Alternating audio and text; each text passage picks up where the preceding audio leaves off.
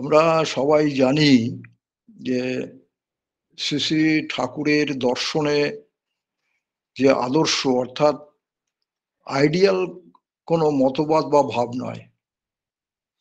Ideal বলতে কোনো এক জীবন্ত মানুষ যার ভেতরে জগতের সমস্ত আইডিয়াজের সমন্বয় এবং সঙ্গতি মূর্ত হয়ে উঠেছে। আমরা তো বলি শ্রী শ্রী ঠাকুরকে লিভিং আইডল। লিভিং আইডল বলি কেন? অর্থাৎ যার জীবন চলনায় আচার আচরণের ভেতর দিয়ে একটা মানুষের জীবন বিবর্তিত করা যায়। মানুষের জীবনে প্রতিফলিত হলেই বিবর্তিত হয়।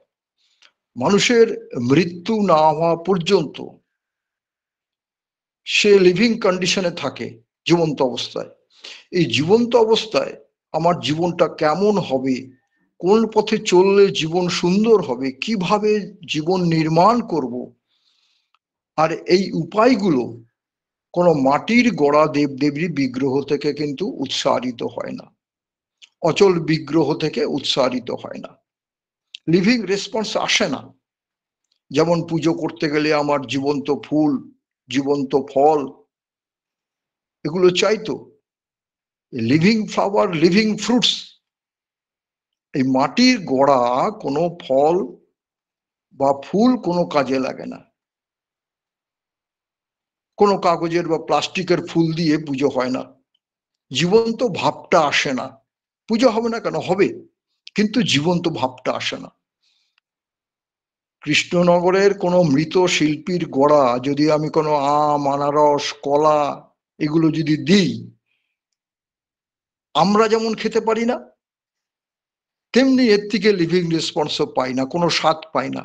বাড়িতে কেউ এলে আমি যদি তাকে মাটির রসগোল্লা দিই, মাটির বিস্কুট দিই, কোনো স্বাদ কিন্তু পাবে না।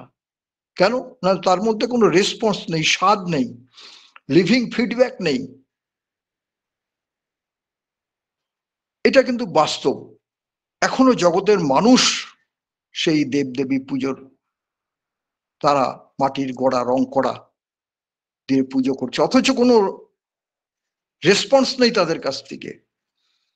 আর সেই জন্যই শ্রী শ্রী ঠাকুর এই দীক্ষার কথাটা, মানে কোথাও যেন কেউ বাদ না থাকে, একটা টিকটিকি যেন বাদ না থাকে। কারণ কেউ তো নিতে চায় না, আমাদের এটাই কর্তব্য হয়ে দাঁড়িয়েছে এখন। এই যে নরেন দত্ত ছোটবেলা থেকে মাটির শিব শিব পুজো খেলতো, কিন্তু তিনি যখন যে জীবন্ত শিবকে পেলেন, অর্থাৎ পরমহংসদেব শ্রী শ্রী ঠাকুর রামকৃষ্ণদেবকে পেলেন, তখনই তিনি তার মধ্যে কিন্তু বিবর্তন হলেন, বিলে থেকে বিবেকানন্দ হয়ে উঠলেন। জীবনের বিবর্তন ঘটল জীবন্ত আদর্শ সংস্পর্শে এসে। শ্রী শ্রী ঠাকুর ঠিক এই কথাটাই বললেন। আদর্শ বা ইষ্ট তিনি, যার ব্যক্তিত্বে তোমার কল্যাণ প্রেরণা নিহিত, আর যাকে দেখে বা বুঝে নিজেকে নিয়ন্ত্রিত করে তুমি কল্যাণের অধিকারী হও। বলছি, কেউ একজন ভিডিওটা অন করে রেখেছে, একটু বলবেন দয়া করে অফ করে রাখতে। ডক্টর কি নাম যেন লেখা আছে, আমার একটু অসুবিধা হয়। কি বলছিলাম? তুমি কল্যাণের অধিকারী হও। কোনো একটা মতবাদ কখনোই আদর্শ কিন্তু হতে পারে না। যে জীবন সর্বপূরণকারী বৈশিষ্ট্যপালী কল্যাণ শ্রোতা হয়ে ওঠে সকল জীবনের কাছে, মানুষের জীবনে প্রসারণ তখনই ঘটে যখন সেই জীবন মহান ব্যক্তিত্বের সঙ্গে যোগযুক্ত হয়। শ্রী শ্রী ঠাকুর বললেন যে এই যে সোশ্যালিজম নির্ভর করে ইন্ডিভিজুয়ালের ওপর, অর্থাৎ এই সমাজের তান্ত্রিকতা নির্ভর করে ব্যক্তিতন্ত্রের ওপর, ইন্ডিভিজুয়ালের ওপর। সোশ্যাল বা সোসাইটি, এই যে সমাজ সুন্দর করে গড়ে তুলতে গেলে আগে ইন্ডিভিজুয়াল মানে আমি, এই ব্যক্তিকে গড়া দরকার। আমি ঠিক না হলে, ঠাকুর বলছেন, আমি ঠিক না হলে আমার পরিবার ঠিক হবে না, আমার পরিবার ঠিক না হলে আমার পরিবেশ ঠিক হবে না। আমার পরিবেশ ঠিক না হলে আমার সমাজ ঠিক হবে না, রাষ্ট্র ঠিক হবে না, দেশ ঠিক হবে না। অর্থাৎ তিনি বলছেন আমার এই পরিবার পরিবেশ নিয়ে তথা ভর দুনিয়াটা নিয়ে আমি একটা, তাহলে আমি কতটা মূল্যবান। আমি আমিকেই চিনতে পারি না, সেই জন্য তো বলা হয় যদি চিনতে হয় ওই আদর্শর সামনে, আয়নার সামনে আমাকে দাঁড়াতে হয়। তা না হলে কিন্তু আমি ওই বাড়িতে যে আয়না আছে ওই আয়নার সামনে দাঁড়ালে আমি আমার বাহ্যিক চেহারাটা দেখতে পাবো, কিন্তু আমার ভেতরের দিকটা আমি দেখতে পাবো না। তাই তো চাণক্য, মহামান্য চাণক্য বলেছিলেন যে যদি এই আয়নাতে যদি ভেতরের মানুষ তার অন্তরের দৃশ্য দেখতে পেত, তাহলে কিন্তু বাড়িতে কেউ আয়না রাখতো না। কারণ তো আমরা তো সবাই বৃত্তি প্রবৃত্তিতে ভর্তি না, আমরা ঘৃণা করতাম। এই জায়গাটাই এই আদর্শ স্বরূপ আয়না মানুষের দরকার, যেখানে নিজেকে চেনা যায়, যেখানে নিজেকে বোঝা যায় আমি কোন স্তরে আছি, কোন দিকে বিবর্তিত হচ্ছি এই আদর্শকে সামনে দেখে। তাই আমি থেকে শুরু, আর শেষ হচ্ছে কোথায়? রাষ্ট্রে। একজন জীবন্ত আদর্শকে জীবনে গ্রহণ করা কেন প্রয়োজন? যিনি বৈশিষ্ট্য পালিয়ে আপুরায়মান দ্রষ্টা পুরুষ, তাকে ভালোবেসে তাকে অনুসরণের মধ্যে দিয়ে নিজের চরিত্রকে সুন্দর করা, এর আর কোনো বিকল্প কিন্তু কোনো বিশ্ব জগতে কিন্তু নেই। বহু কম্পিউটার আছে, বহু বড় বড় ল্যাবরেটরি আছে, বিজ্ঞানে গবেষক আছে, কিন্তু এবং তাদের মধ্যেও কিন্তু একই সমস্যা। তো সুনিয়ন্ত্রিত হয়ে কখন হয়ে উঠবো? যখন আমি আমার সামনে আদর্শকে গ্রহণ করব, পরিবার তখন সুন্দর হয়ে উঠবে। এইভাবে ব্যষ্টি জীবন সুন্দর হলে সমষ্টি জীবন সুন্দর, এবং তার ফলতে কি হবে? তাই সমাজ রাষ্ট্র তখন পুরোটাই সুন্দর হয়ে উঠবে।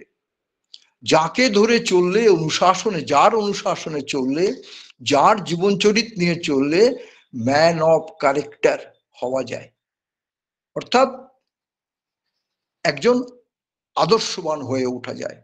আজকে জগতে কিন্তু এইটাই তফাৎ, এটাই ক্রাইসিস।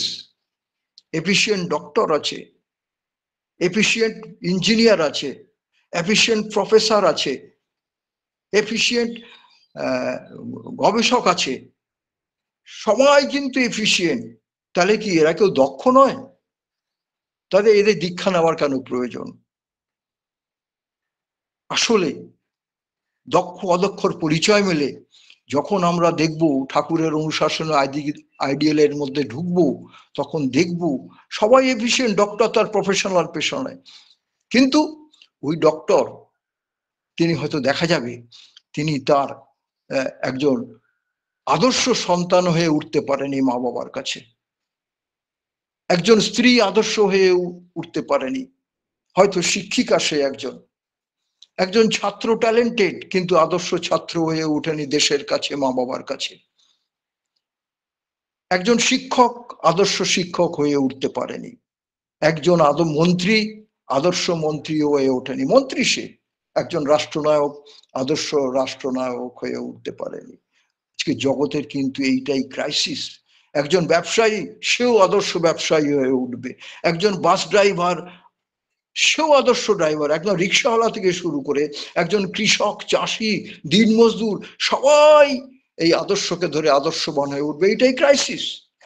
আর জগতের এই আদর্শকে ধরার প্রয়োজন হচ্ছে এইখানে। কে ধনী, কে বিদ্বান, এটা কিন্তু মূল নয়, মূল হচ্ছে আমার আদর্শকে ধরা। তো এই যে আজকে আমরা দেখতে পাচ্ছি মানুষ বিজ্ঞান নিয়ে মেতে আছে, যে চাঁদে জলের অস্তিত্ব খুঁজছে, চাঁদে গাছের অস্তিত্ব খুঁজছে, গাছের প্রাণ আছে, এইগুলো কিন্তু শ্রী শ্রী ঠাকুর 120 বছর আগে বলে গেছেন।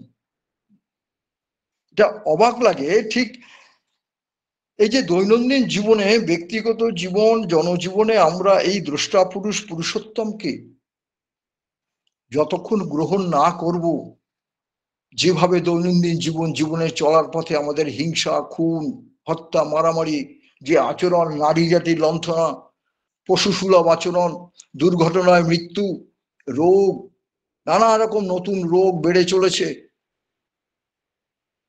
কত আইন প্রশাসন শাসন এই দমন করার জন্য, কিন্তু মানুষ নিয়ন্ত্রিত হলে তবেই কিন্তু এই সমস্ত কাজ করবে।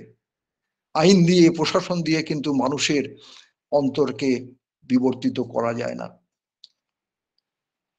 আমি হলাম একটা ইউনিট, আমি একক থেকে বৃহতে উন্নীত হওয়া, তাকে ধরে, বিশ্বগুরুকে ধরে, তার প্রতি একান্ত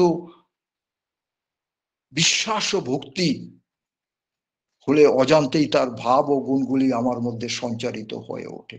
ইষ্টকে নিজের জীবনে নিয়ে চললে, ইষ্টকে অনুসরণ করলে, তার আদেশ নির্দেশ বাণী মেনে চললে, নিজেকে সেইভাবে তদ্ভাবে ভাবিত করে তুলতে পারলে তবেই কিন্তু মানুষের মধ্যে এই বিবর্তন সম্ভব। আর শ্রী শ্রী ঠাকুর যে চাইছেন তবেই সেটা মানুষ হয়ে উঠবে। এই যে আইডিয়াল সেলফ আর এনভায়রনমেন্ট, ঠাকুর বলছেন যে আদর্শ এবং নিজে এবং পরিবেশ, এই তিনের কোঅর্ডিনেশনের ভেতর দিয়ে কিন্তু এই সমাজ বলুন, জাতি বলুন, এর জীবন বৃদ্ধির কিন্তু সমন্বয় করবে, তা না হলে কখনো সম্ভব নয়। আমরা ভাবি আমাদের জীবনের মাপকাঠি বোধহয় এই আমাদের এই কতটা কি শিক্ষিত হলাম, কতটা উপার্জন করলাম, কতলা বাড়ি, কবিঘা জমি মালিক হলাম, এটাই কিন্তু সমাজের এখন এটাই মাপকাঠি মনে করে। জীবনের মাপকাঠি হলো আমি সমাজের মানুষের মধ্যে কতটা প্রবেশ করতে পারলাম। জীবনের মাপকাঠি হলো কত লোকের অন্তরে আমি জায়গা দিতে পারলাম, কতগুলো লোকের মন আমি ছুঁতে পারলাম, কতগুলো মন আমি জয় করতে পারলাম, কটা লোককে আমি আপন বলে টেনে নিতে পারলাম, আমার কটা লোককে আমি ইষ্টের স্বার্থে ভালোবাসতে পারলাম। এটাই তো আসল কথা। ওগুলো সব পড়ে থাকে। আমরা কোভিড-19 কি দেখলাম? একের পর এক ফ্যামিলি সামনে দিয়ে চলে গেল, সব পড়ে আছে, অর্থ, মান, গাড়ি সব পড়ে আছে, বাড়ি, হাতে গীতা নিয়ে প্রার্থনা করছে, কিন্তু জীবন্ত গীতা, জীবন্ত বেদ হলেন পুরুষোত্তম প্রেরিত পুরুষোত্তম, বর্তমান প্রেরিত পুরুষ শ্রী শ্রী ঠাকুর অনুকূল চন্দ্র। আমি তো গ্যারান্টি দিয়ে বলতে পারি যদি তারা ধরা থাকতো, তারা এইভাবে তাদের প্রাণ চলে যেত না। কারণ ইষ্টভীতি হচ্ছে মূল। শ্রী শ্রী ঠাকুর এক জায়গায় বলেছেন যে যখন তোমার জীবনে কোনো গন্ডগোল আসবে, জানবে ইষ্টভীতিতে কোনো গরমিল আছে। তো যারা ইষ্টভীতি ঠিকঠাক করে তারা অন্তত তাদের যমন ছুঁতে পারবে না। তাহলে আমরা স্বাধীনতার কথা বলি, আমরা শিক্ষার কথা বলি, আমরা রাজনীতির কথা বলি, আমরা রাষ্ট্রীয় স্তরের ভালোবাসার কথা বলি, আমরা কিন্তু ব্যক্তি জীবনের গঠনের কথা বলি না। এই জন্যই শ্রী শ্রী ঠাকুর একমাত্র এই বর্তমান প্রেরিত পুরুষ শ্রী শ্রী ঠাকুর অনুকূল চন্দ্র কিন্তু আমাদের এই ব্যক্তি জীবন ইন্ডিভিজুয়ালিজম গঠন করার জন্য তাকে ধরা, ব্যক্তি জীবন ব্যষ্টি জীবন ফুটিয়ে তোলার জন্যই হচ্ছে লিভিং আইডল। মাঝে মাঝে অনেক জায়গায় দেখবেন, আপনারা তো ডিপি ওয়ার্ক করতে যান, অনেকেই যায়, যেখানে কথা শুনতে হয়, এখানেও তাই, যে আপনাদের সৎসঙ্গের উদ্দেশ্যটা কি, সৎসঙ্গের অবদান কি? মাতৃগর্ভ থেকে ভূমিষ্ঠ হওয়ার পরে দীক্ষা নিতে কেন হবে? কেন দুবার জন্ম নিতে হবে? আদর্শের গর্ভে জন্ম নিতে হবে কেন? সৎসঙ্গের উদ্দেশ্য বা অবদান হলো মানুষ তৈরি করা। মানুষ হয়ে জন্ম নেবার পর অন্তরের মানুষ রূপটাকে ফুটিয়ে তোলবার জন্য চাই একজন আদর্শ লিভিং আইডল, তিনি হচ্ছেন পুরুষোত্তম শ্রী শ্রী ঠাকুর অনুকূল চন্দ্র। মাতৃগর্ভ থেকে ভূমিষ্ঠ হলেই কিন্তু মানুষ হওয়া যায় না। সমাজের কেউ অন্যায় করলে তাকে আমরা সাজা দিলাম, 14 বছর জেলে দিলাম, সো হোয়াট, কি লাভ? অথবা তাকে ফাঁসি দিলাম, কিন্তু তাতে পাপীকে ধ্বংস করতে পারছি কিন্তু পাপকে নয়। কিন্তু শ্রী শ্রী ঠাকুরের আদর্শ হলো তুমি পাপীকে ঘৃণা করো না, তার পাপটাকে তুমি সংশোধন করো। মানুষ তো ভুল করবেই, আর সেই জন্যই তো নির্ভুলকে ধরা। নির্ভুল হলেন একমাত্র যিনি সদ্গুরু, যাকে ধরলে ব্রহ্মা বিষ্ণু মহেশ্বরের রূপ পাওয়া যায়, যিনি পারফেক্ট ইন অল সাইডস।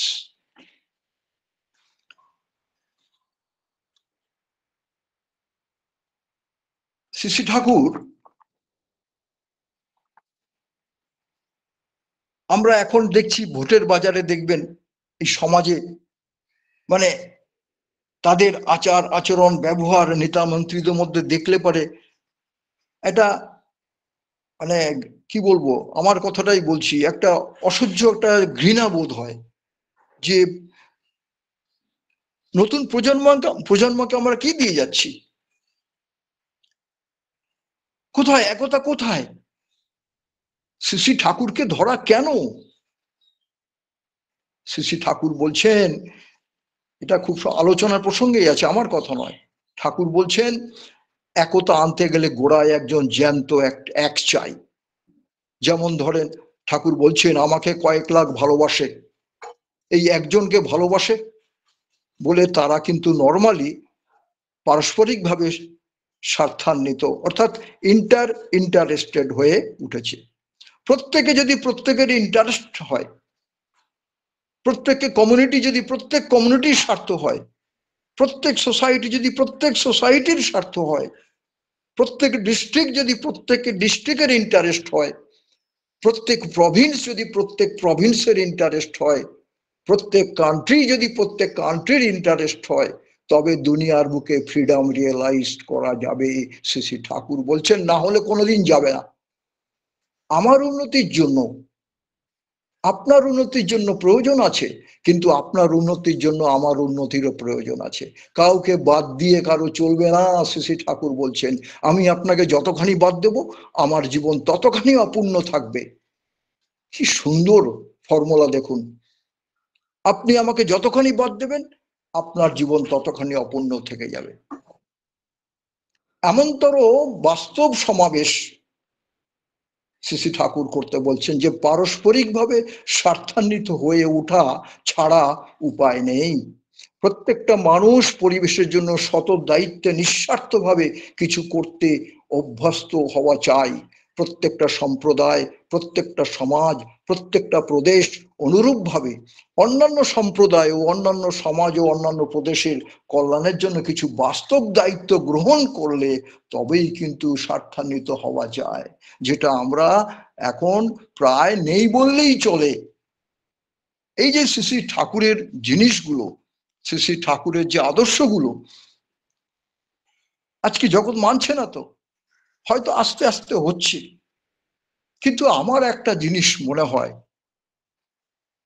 যে দেখুন, এই যে শ্রী ঠাকুর যে বলেন আগে দীক্ষা পরে শিক্ষা, এটা মানুষ কিন্তু এখনো গ্রহণ করে নিচ্ছে না। শিক্ষাটাকেই মনে করছে আমার জগতের আলো, আমার জীবনের আলো, এটাই বোধহয় শেষ, এটাই বোধহয় প্রথম। আমার এই পরিপ্রেক্ষিতে একটা কথা মনে আছে, মনে হচ্ছে যে আমার ঠিক মনে নেই যে পৃথিবী দি আর্থ রাউন্ড দি সান, এই কথাটা নিকোলাস কোপার্নিকাস মনে হয় কনসেপশন দিয়েছিলেন, আর এটাকে সাপোর্ট করেছিলেন গ্যালিলিও বিজ্ঞানী। যতদূর আমার যদি ভুল না হয়, ভুল হলে আপনারা দেখবেন আমি ভুল বলছি কিনা। তো এই গ্যালিলিও বলে সাপোর্ট করেছিলেন যে পৃথিবী সূর্যের the earth moves round around the sun. কিন্তু জগৎ তখন কি বলেছিল, সূর্য ঘোরে। কিন্তু তখন এই গ্যালিলিওকে কিন্তু ফাঁসি দেওয়া হয়েছিল, মৃত্যুর কাষ্টে চড়ানো হয়েছিল, যে পাগল, ঠিক কথা বলছে না। গ্যালিলিও বলেছিলেন তখন ওই ফাঁসির কাষ্টে অবস্থায়, যে ঝুলন্ত অবস্থায় বলেছিলেন তোমরা গ্যালিলিওকে ফাঁসি দিতে পারো, গ্যালিলিওকে তোমরা মৃত্যু দিতে পারো, কিন্তু আমি যা বলে গেলাম সেটা পরিবর্তন কিন্তু হবে না। সূর্য পৃথিবীর চারিদিকে ঘুরবে না, পৃথিবী সূর্যের চারিদিকে ঘুরবে, গ্যালিলিও বলে গেছিল। তো আমার তাই মনে হচ্ছে আজকে পুরুষোত্তম শ্রী শ্রী ঠাকুর অনুকূলচন্দ্র যে তিনি আদর্শের কথাগুলো যিনি বলছেন, যে মানুষের জীবনের ফর্মুলাগুলো বলছেন, জীবনযাপনের কলা কৌশলগুলো, টেকনিকগুলো, সেইগুলো কিন্তু জগৎকে একদিন স্বীকার করতে হবে। যেমন পরে গ্যালিলিওর এই ভুল সত্যি কথাটা পরে মানুষ স্বীকার করেছিল। আজকে এমন একটা সময় আসবে শ্রী শ্রী ঠাকুরকে তারা স্বীকার করতে হবে পুরো জগতে। এটা একদম তাই শ্রী শ্রী ঠাকুর বললেন, মূল খেয়ালে কিন্তু না থাকলে আমার সর্বনাশ।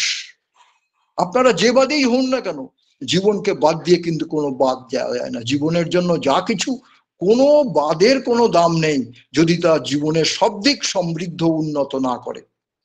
সেই সব বাদের দিক থেকে জীবন অনেক বড়, অনেক দামি। এই জীবনের জোয়ার তখনই আসে যখন ব্যষ্টি, সমষ্টি, অতীত, বর্তমান, ভবিষ্যৎ ইত্যাদি সঙ্গতি করে। তাই যতই আমরা হুজুকে মেতে থাকি না কেন, শ্রী শ্রী ঠাকুর বলছেন মূল খেয়ালে রাখতে হবে, তা না হলে কিন্তু সর্বনাশ। মূল খেয়াল হলো কি? আমার আদর্শ। মূল খেয়ালই হলো আমার আদর্শ। ওই যে বলছিলাম লিভিং আইডল, যে আমার সময় প্রায় হয়ে এসছে। আমি এই যে একটা কথা আছে, দু একটা কথা একটু মনে করে শেষ করে দিই। যে একবার আমাদের দেখুন, এই যে আমরা সাধনা করছি, কেউ 60 বছর হলো দীক্ষা নিয়েছি, কেউ 50 বছর, কেউ 30 বছর। তো আমাদের কি সত্যি ঈশ্বর প্রাপ্তি হয়েছে? আমি আমারটা বলছি, আমার তো হয়নি। হবে কিনা আমি তাও জানি না এই জন্মে। হয়তো এখানে অনেক বড় বড় ভক্ত আছেন, তারা বলতে পারবেন। তো এই যে ঠাকুরের কাছে একজন যোগেন সেন ভক্ত এসেছিলেন, অনেকে জানেন হয়তো। তো যোগেন সেন এসে ঠাকুরকে বলছেন যে ঠাকুর, ঈশ্বর প্রাপ্তি কেমন করে হবে? তখন শ্রী শ্রী ঠাকুর বললেন, এই জাগা আর ঘুমানো কিন্তু একসাথে হয় না। হয় তুমি জাগো, নয় তুমি ঘুমাও। তুমি যদি ঈশ্বরত্ব লাভ করতে চাও, তবে তোমার যোগেন সেনত্ব ভুলে যেতে হবে। কি বুঝলাম? তুমি যদি ঈশ্বরত্ব লাভ করতে চাও, তোমার যোগেন সেনত্ব ভুলে যেতে হবে। যোগেন সেনত্ব তুমি বজায় রাখবে, ঈশ্বরত্ব লাভ হবে তা কিন্তু হবে না। শ্রী ঠাকুর বলছেন, পরিষ্কার হয়ে গেল। অর্থাৎ কমপ্লিট সারেন্ডার, ছোট ছোট ঠাকুর হয়ে ওঠা। বাইবেলে ঠাকুর বলছেন, বাইবেলে বলা আছে, a man cannot love money and God at the same time, either you love God or money. তুমি দুটো জিনিস একসঙ্গে পেতে পারো না। তুমি যদি ঈশ্বরকে চাও, নিজেকে অস্বীকার করো আর নিজেকে তার চরণে বিলিয়ে দাও। হয় লোক ভজো, না হয় গোড়া ভজো ভাই, এক পাত্রে দুই কবু হয় না ঠাই। শ্রী শ্রী ঠাকুরের এই যোগেন সেনকে যে কথাগুলো বললেন, সে আমাদের কিন্তু সবাইকে বলা। আমরা, আমার এই লাস্ট কথাটা বলে শেষ করে দিই। তিনি আমাকে 30 মিনিট 8:30 অব্দি টাইম দিয়েছেন, শ্রদ্ধেয় আমার শঙ্করদা। তো আমরা দেখুন, শ্রী শ্রী ঠাকুর এক জায়গায় বলছেন যে সব থেকে বড় রিপু হচ্ছে কি? অহংকার, লোভ, লালসা, মদ, মোহ, মাশ্চর্য, এগুলো তো আছে। কিন্তু শ্রী শ্রী ঠাকুর বলছেন সব থেকে বড় রিপু হচ্ছে অহংকার। আর এই অহংকারে আমি, আপনি, পৃথিবীর সবাই কিন্তু আমরা এই আপন করতে পারছি না। কোথাও গিয়ে ঠক্কর খেতে হচ্ছে। আর সেই ঠক্করটা যদি আমাকে ঠাকুর দিচ্ছেন বলেই কিন্তু ঠক্কর খাচ্ছি। এই জায়গাটা যদি আমরা মিলিয়ে না নিতে পারি, তাহলে কিন্তু আমরা খালি ওই সৎসঙ্গ করে যাব, গান করে যাব, আলোচনা করে যাব, কীর্তন করে যাব, সেই প্রাপ্তি কিন্তু হবে না। একটা সবাই জানি, আমরা ছোটবেলায় পড়েছি, বিদ্যে বোঝাই বাবু মশাই, চড়ি শখের বোটে, মাঝিরে তুই বলতে পারিস সূর্যি কেন ওঠে? ছোট্ট নৌকা চলছে, মূর্খ মাঝি আর জ্ঞানী অহংকারী সে নায়েব বাবু মশাই। বাবু মশাইয়ের তো ভীষণ অহংকার, জ্ঞানের অহংকার, পাণ্ডিত্যের অহংকার, ধনের অহংকার, তবেই না বাবু মশাই হয়েছে। বলছেন, এই মাঝি, তুই জানিস সূর্য কেন ওঠে? মাঝি বলছে, বাবু আমি তো লেখাপড়াই জানি না, বলবো কি করে? তাহলে যা, তোর জীবনটা চারা আনাই মাটি, চারা আনাই মাটি। আবার বলছেন, এই তুই বলতে পারিস কি করে জোয়ার ভাটা হয়? বাবু আমি তো মুখ্য মানুষ, কিছুই জানি না, বলবো কি করে? যা, তোর জীবন দেখছি 8 আনাই মাটি। এই তুই বলতে পারিস অমাবস্যা কেন হয়? পূর্ণিমা কেন হয় জানিস? চন্দ্রগ্রহণ কেন হয়? সূর্যগ্রহণ কেন হয় জানিস? বলতে পারিস?